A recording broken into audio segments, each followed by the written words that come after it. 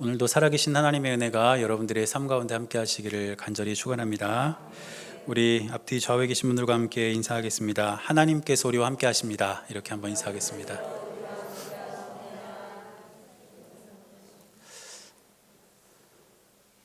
또 비가 오네요. 오늘부터 장마라고 그러는데 맞나요? 네, 오늘 장마가 좀 일찍 시작된 것 같아요. 저랑 잘 아시는 그 분이 우리 교회 설교를 자주 들으시나 봐요. 한 번은 저하고 어떻게 연락이 됐는데 저한테 그러더라고요. 교회 비 새는 얘기 좀 그만하라고. 제가 많이 하나요? 별로 안 하죠. 네. 그래서 그만했으면 좋겠는데 이상하게 비 오면 자꾸 신경이 여기로 가서 어쩔 수가 없는 것 같아요. 그래도 이제 고쳐진 것 같아서 참 감사하고, 또 아무래도 비가 오면 이제 그 비 때문에 피해 입는 일이 없어야 될 텐데, 성경에 있는 것처럼 하나님께서 늦은 비와 이른 비를 때에 맞춰서 알맞게 주셔서 우리 모든 나라에 이 비가 피해가 없기를 바랍니다. 그리고 여러분들의 삶에도 하나님께서 주시는 그러한 이른 비와 늦은 비의 축복이 함께 하시기를 주님의 이름으로 축원합니다. 우리가 지금 수요일에는 계속해서 시편 말씀을 함께 나누고 있는데, 우리가 가진 시편에는 총 150편의 시가 들어있습니다. 그런데 그 중에서 초대교회 시절부터 7편의 시를 이렇게 골라서 참회시라는 제목으로 묶어서 사용을 했어요. 이 참회시가 뭐냐면 자신이 잘못한 것에 대해서 용서를 구하며 지은 시인데, 이제 후대의 사람들은 자신이 뭔가 회개할 것이 있을 때 그 시를 암송하면서, 그리고 그 시의 내용을 기억하면서 하나님께 참회의 기도를 드리는 그런 기도에 썼다는 것입니다. 그리고 그 7편의 참회시들 중에서 오늘 우리가 읽은 시편 6편이 시편에 등장하는 맨 먼저 앞에 있는 참회시입니다. 그래서 이 6편을 포함해서 32편, 38편, 또 51편, 102편, 130편, 143편, 이렇게 총 7편을 우리가 참회시라고 이렇게 교회 전통에서는 이야기를 합니다. 그런데 오늘 우리가 읽은 시편 6편을 보면 죄에 대해서 직접적으로 언급한 부분은 나와 있질 않아요. 그리고 또 용서를 구하는 그러한 내용도 나와 있지는 않습니다. 그래서 많은 학자들이 이 시편 6편을 참회시라기보다는 탄식시, 그러니까 자신이 처한 상황을 하나님 앞에서 탄식하며 지은 시다, 이렇게 부르기도 합니다. 그런데 오늘 우리가 읽은 이 시에는 한 가지 특징이 있습니다. 그게 뭐냐면 눈물에 대한 언급이 있다는 거예요. 오늘 6절 말씀을 보니까 이렇게 기록합니다. 내가 탄식함으로 피곤하여 밤마다 눈물로 내 침상을 띄우며 내 요를 적시나이다. 눈물로 침상을 띄우고 요를 적신다, 이렇게 기록하고 있는데, 얼마나 많은 눈물을 쏟아내면 그 눈물이 침상을 띄우게 하고 또 요를 다 젖게 하겠습니까? 그러니까 이 시를 지은 다윗은 그만큼 많은 눈물로 하나님께 기도하고 있다는 그러한 자신의 상황을 이런 시적 표현으로 기록을 한 것이죠. 또 조금 내려와서 8절을 보니까 또 이렇게 기록합니다. 악을 행하는 너희는 다 나를 떠나라. 여호와께서 내 울음소리를 들으셨도다. 하나님께서 다윗의 울음소리를 들으셨다는 것은 무엇을 의미하겠습니까? 다윗이 항상 하나님께 눈물로 울며 기도했다는 것을 말하는 것입니다.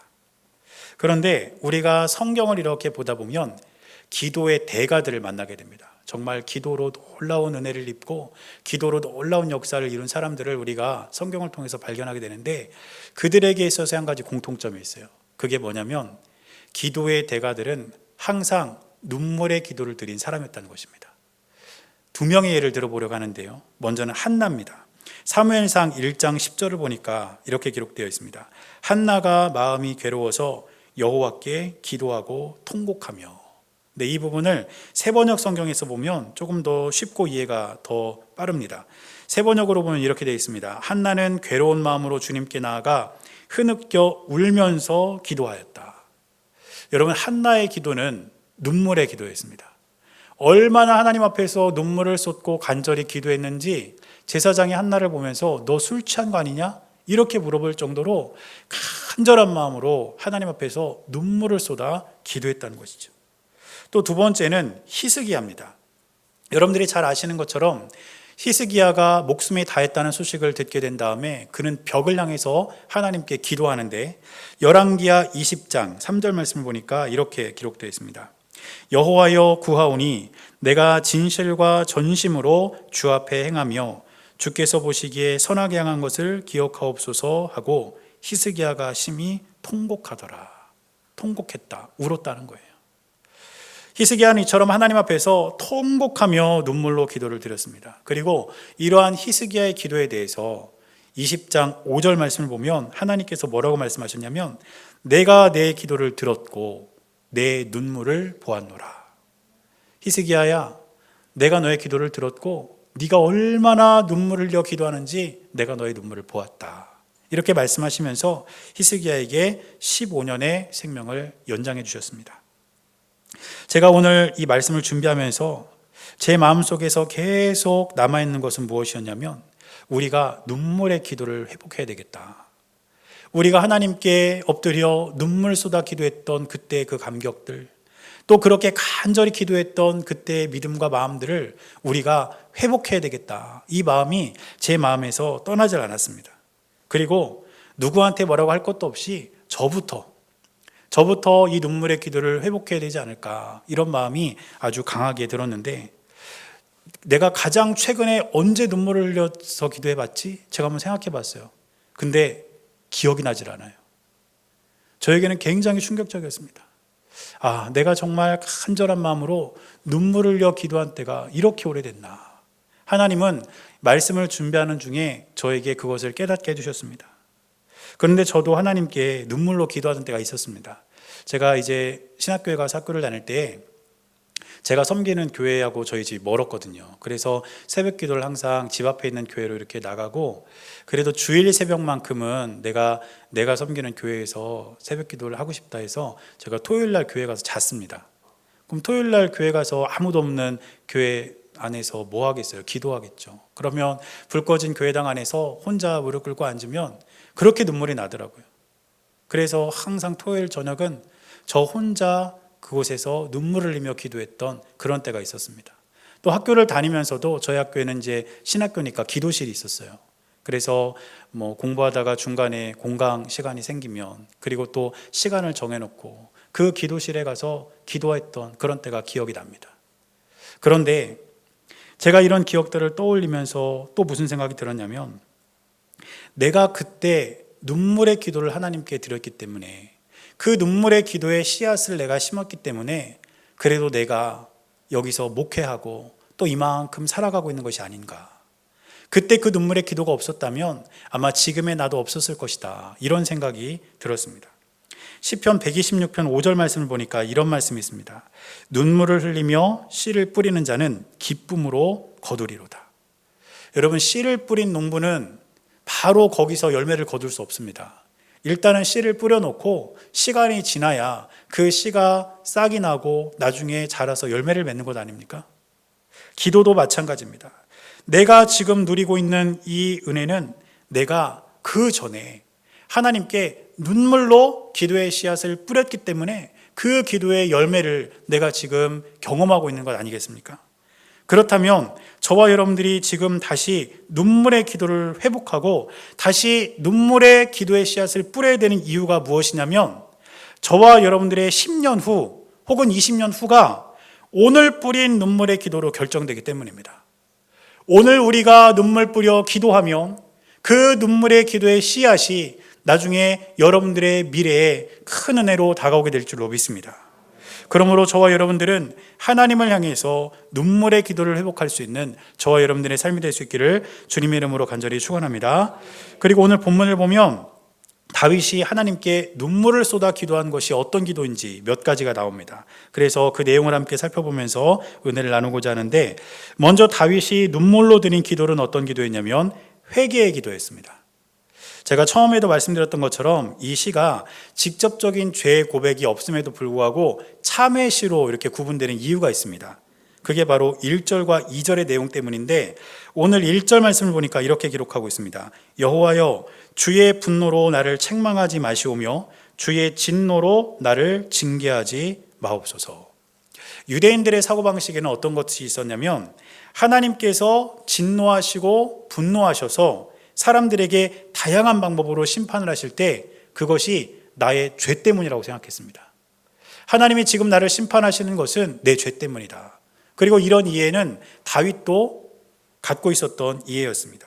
그래서 다윗은 지금 하나님께서 자신의 죄와 허물로 인해서 분노하고 계시고 그것 때문에 자신이 지금 어려움을 당하고 있다는 것을 깨달으면서 하나님께 용서를 구하고 있는 그런 기도를 드리고 있는 것입니다. 우리가 흔히 다윗 하면 다윗이 그렇게 큰 잘못을 했을까 싶은 생각도 들지만 사무엘하 11장부터 15장에 보면 이 다윗의 죄와 허물이 아주 집약적으로 거기에 나와 있습니다. 그래서 11장과 12장에는 여러분들이 잘 아시는 다윗이 우리아의 아내 밧세바를 범한 사건, 그게 거기 나옵니다.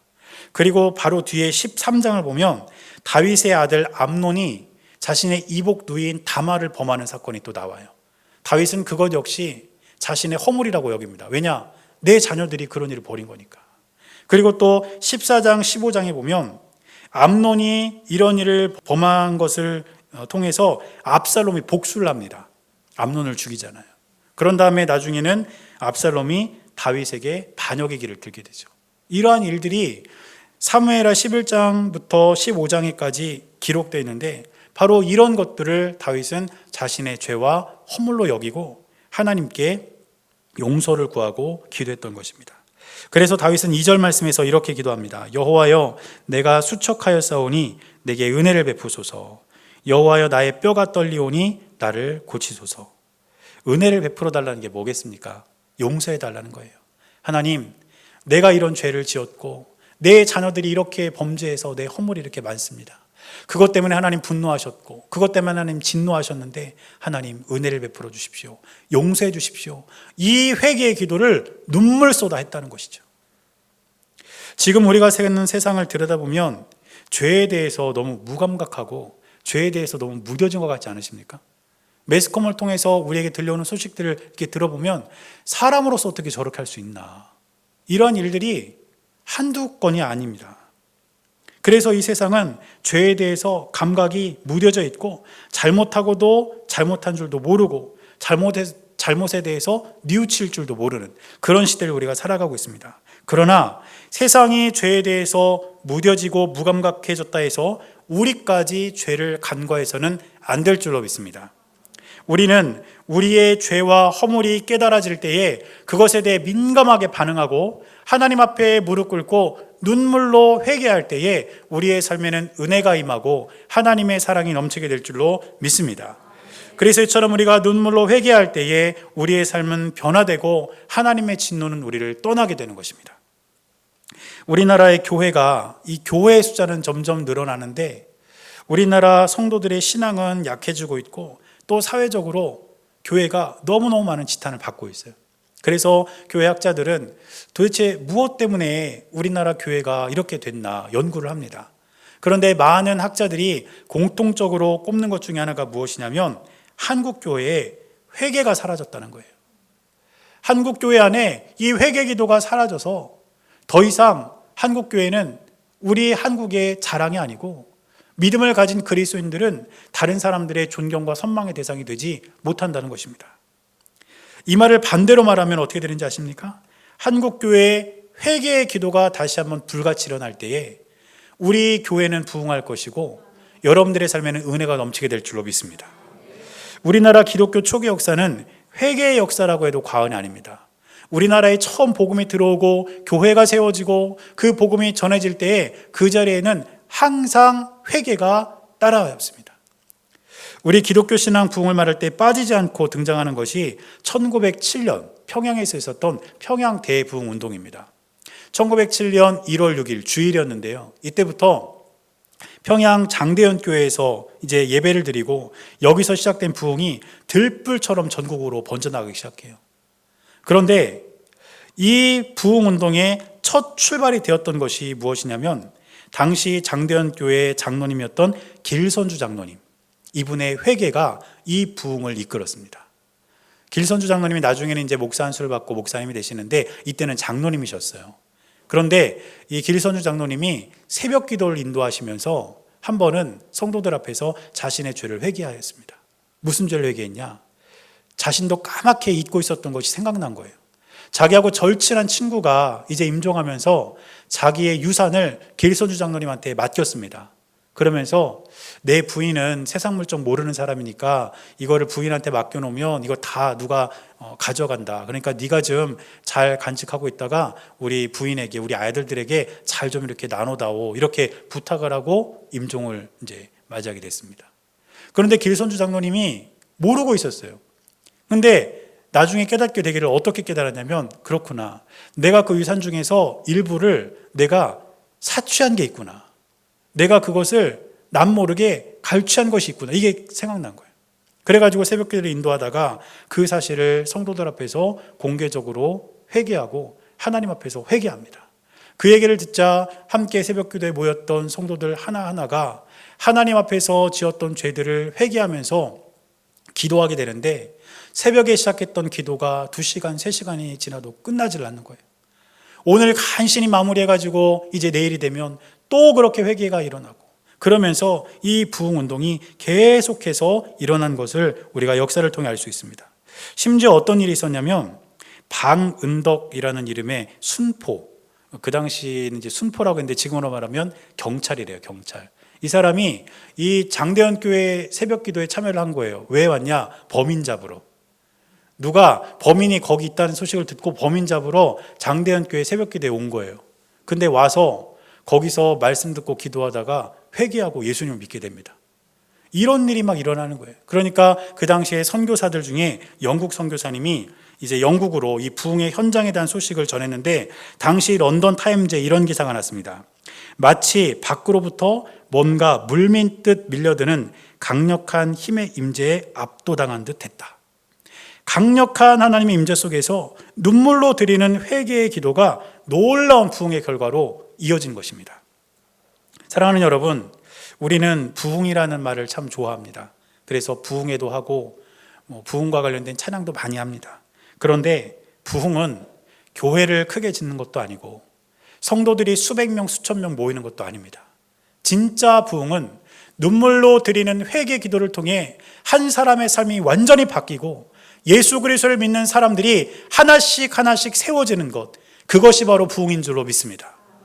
저는 우리 기뻐하는 교회가 이런 참된 부흥의 길을 걷기를 원합니다. 우리가 이 자리에서 예배를 드리고 기도하고 찬양할 때에 우리가 눈물로 하나님께 회개하고 주님께 우리의 삶을 고백하면서 우리가 하나님의 은혜를 구하고 우리가 하나님의 뜻대로 살아가기를 결단하는 그러한 성도들 한 명 한 명이 세워지는 교회, 그 교회가 바로 우리 교회가 될 수 있기를 주님의 이름으로 간절히 축원합니다. 두 번째로 다윗이 눈물로 드린 기도는 어떤 기도냐면 치유의 기도였습니다. 다윗은 자신의 몸과 마음의 치유를 위해서 하나님께 간절한 마음으로 기도했는데, 오늘 2절 말씀, 특별히 뒷부분을 보면 다윗은 이렇게 고백합니다. 여호와여, 나의 뼈가 떨리오니 나를 고치소서. 이렇게 고백했어요. 그리고 또 이어지는 3절 말씀을 보니까 이렇게 기록합니다. 나의 영혼도 매우 떨리나이다. 여호와여, 어느 때까지니까. 이 두 구절을 보면 공통적으로 등장하는 단어가 있죠. 뭘까요? 떨다. 근데 이 떨다라는 단어가 성경 원어의 어떤 의미냐면 나뭇잎이나 곡식이 말라 죽어가다, 이런 뜻입니다. 그러니까 이 나뭇잎이나 곡식들이 이제 다 말라가지고 떨어질 때쯤 되면 아주 작은 바람이 불어와도 막 흔들리잖아요. 막 떨리잖아요. 바로 그 상황을 지금 묘사하고 있는 거예요. 그런데 다윗이 이 단어를 나의 뼈가 떨린다, 나의 영혼이 떨린다, 여기에 사용했다는 것은 그만큼 자신의 몸과 마음이 심각한 어려움에 처해 있다는 것을 표현한 것입니다. 그리고 그 뒤에도 다윗은 자신의 몸과 마음이 하나님께 치유받아야 할 것임을 지속적으로 고백합니다. 4절을 보니까 또 이렇게 말합니다. 여호와여, 돌아와 나의 영혼을 건지시며 주의 사랑으로 나를 구원하소서. 이렇게 말하고 있고, 또 7절을 보니까 내 눈이 근심으로 말미암아 쇠하며 내 모든 대적으로 말미암아 어두워졌나이다. 이렇게 말합니다. 다윗은 눈이 쇠하여졌다 이렇게 말하는데, 성경에서 눈은 건강과 힘을 상징하는 단어입니다. 그러니까 자신의 눈이 쇠해졌다, 이 말은 자신의 몸이 그만큼 약해졌다는 것을 표현하는 그러한 말입니다. 그러니까 다윗의 기도는 몸과 마음이 많이 아픈 것, 그리고 그것을 하나님께 간구하고 있다는 것입니다. 그런데 다윗의 기도는 거기서 끝나는 것이 아니라 하나님께서 고치실 수 있다는 믿음을 가지고 믿음의 기도를 드리고 있다는 것을 기억하시기를 바랍니다. 이처럼 다윗은 하나님께 대해서 자신의 몸과 마음을 치유하실 것이라는 믿음으로 간절히 기도하고 있었습니다. 사랑하는 여러분, 혹시 저와 여러분들에게도 하나님의 치유가 필요한 부분이 있으시다면 우리를 치유하실 하나님을 신뢰하고 눈물의 기도를 드리실 수 있게 되시기를 바랍니다. 요즘에는 몸이 아픈 것도 문제지만 마음이 병들고 마음이 아픈 것도 큰 어려움을 겪는 것 중에 하나입니다. 저는 우리의 삶 가운데 우리가 몸이 아프던 마음이 아프던 어떤 부분이든 우리가 치유받아야 될 부분이 있다면 하나님께 대해서 우리가 믿음을 가지고 간절히 구할 수 있는 저와 여러분들의 삶이 될 수 있기를 주님의 이름으로 간절히 축원합니다. 제가 2주 전에 치유하시는 하나님에 대해서 주일날 말씀을 잠깐 전하면서 제가 그런 말씀을 드린 적이 있어요. 저에게 신유의 은사가 있었으면 좋겠다. 근데 그것은 제가 목회를 하다 보니까 질병 때문에 고통당하는 분들이 너무 많으니까 너무 안타까워서 제가 정말 저에게 그런 은사가 있다면 기도해드려서 낫게 해드리고 싶은 그런 마음이 있어서 제가 그런 말씀을 드린 건데, 사실은 저에게 신유의 은사가 있게 되는 것보다 제가 더 원하고 바라는 게 있어요. 그게 뭐냐면 여러분 한 분 한 분이 하나님께 대한 믿음을 가지고 하나님께서 직접 고쳐주시기를 여러분들 스스로가 기도하게 되는 것, 저는 그것을 더 원합니다. 저에게 신유의 은사 없어도 상관없어요. 목사의 역할은 내가 누군가를 기도해 줘가지고 낫게 하는 게 아니라 성도들 한 명 한 명이 정말 믿음을 가지고 치유하실 하나님을 향해서 믿음을 갖고 기도할 수 있도록 그렇게 영적으로 도와주고 그렇게 세워주는 것이 목사의 역할이라고 저는 믿습니다. 그렇기 때문에 하나님께서 여러분들을 치유하실 것이라는 믿음을 가지고 여러분들이 그 어떤 부분에 있어서도 하나님은 반드시 나를 치유하실 것이다, 나를 고치실 것이다, 나를 새롭게 하실 것이다, 이 믿음을 가지고 주님께 기도할 수 있는 저와 여러분들의 삶이 될 수 있기를 바랍니다. 그래서 우리가 기도할 때 이 믿음의 확신을 가지고 간절히 기도해서 우리가 치유받아야 될 부분에 대해서 우리가 치유받고 회복되고 하나님의 은혜를 경험하는 여러분들의 삶이 될 수 있기를 주님의 이름으로 간절히 축원합니다. 마지막으로 다윗이 눈물로 드린 기도는 확신의 기도입니다. 다윗에게는 자신의 죄와 허물에 대한 마음의 짐이 있었어요. 그리고 또 몸과 마음의 병으로 인한 고통도 있었습니다. 또 오늘 본문의 7절 8절을 보니까 다윗을 대적하는 무리들의 위협도 있었습니다. 너무너무 많은 고난이 다윗을 휩싸고 있었어요. 그런데 다윗은 이와 같은 어려움에 직면해 있었지만 그는 눈물로 기도를 드리면서 확신에 찬 기도를 드렸습니다. 오늘 본문의 8절 말씀 보니까 이렇게 기록합니다. 악을 행하는 너희는 다 나를 떠나라. 여호와께서 내 울음소리를 들으셨도다. 하나님께서 내 울음소리, 내 기도소리, 눈물로 구하는 내 기도소리를 들으셨다, 이것을 확신하고 있는 거 아닙니까? 또 9절 말씀 보니까 이렇게 이야기합니다. 여호와께서 내 간구를 들으셨으며 여호와께서 내 기도를 받으시리로다. 내가 하나님 앞에서 눈물로 기도한 그 기도를 우리 주님께서 들으셨고 받으셨다. 이것이 다윗의 확신이었습니다. 사랑하는 여러분, 저와 여러분들에게도 하나님께 눈물로 드린 기도에 대해서 확신할 수 있게 되시기를 바랍니다. 그런데 우리는 두 가지를 확신해야 돼요. 첫 번째 확신은 뭐냐? 하나님께서 나의 기도를 들으셨다는 것에 대해서 확신이 있어야 됩니다. 우리가 기도의 자리에 나와서 혹은 여러분들이 있는 그 자리에서 간절한 마음으로 기도한 다음에 뭐 이거 하나님 들으셨겠어, 이렇게 하고 뒤돌아서면 아무런 소용이 없어요. 내가 오늘 드린 이 기도를 우리 주님은 하나도 빼놓지 않고 들으셨다, 이 확신이 우리에게 있어야 됩니다. 그리고 두 번째 확신은 무엇이냐면 그렇게 내가 드린 기도에 하나님께서 응답하실 것이라는 확신이 있어야 될 줄로 믿습니다. 내가 하나님께 기도했다면 하나님이 그것을 들으셨으므로 우리 주님은 응답하실 것이다. 이 두 가지 확신을 가지고 우리가 하나님께 기도해야 될 줄로 믿습니다. 저는 저와 여러분들의 삶 가운데 이러한 두 가지 기도에 대한 확신이 있어서 우리의 삶 가운데 늘 동행하시는 주님을 날마다 신뢰하며 믿음으로 나아가는 우리 모두의 삶이 될 수 있기를 간절히 바랍니다. 그래서 이제 우리는 하나님께 대한 눈물의 기도를 회복하고 우리의 기도를 통해서 회개와 치유가 일어나고 또 그 일에 대해서 확신을 가지고 우리가 하루하루를 믿음으로 살아갈 수 있는 저와 여러분들의 삶이 될 수 있기를 주님의 이름으로 간절히 축원합니다. 여호수아서를 보면 여러분들이 잘 아시는 사건이 하나 나옵니다. 여리고성이 무너진 사건이죠. 그런데 여러분들이 아시는 것처럼 여리고성이 며칠째 무너졌습니까? 7일째 되는 날 무너졌어요.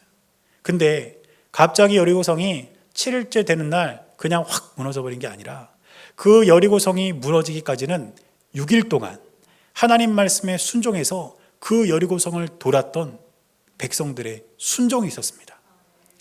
우리의 눈물의 기도는 이 6일간의 과정입니다.